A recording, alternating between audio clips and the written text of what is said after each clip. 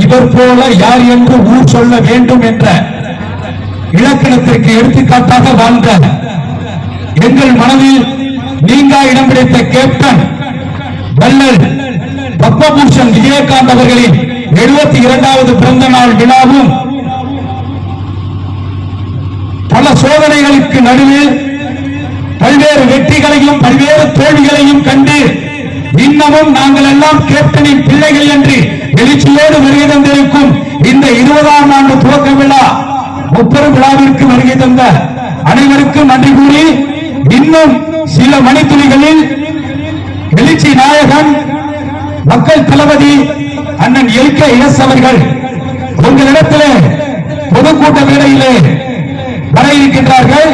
ஆங்காங்கே இருக்கும் கழக நிர்வாகிகள் இருக்கையில் அமருமாறு அன்போடு கேட்டுக் கொள்கிறோம்.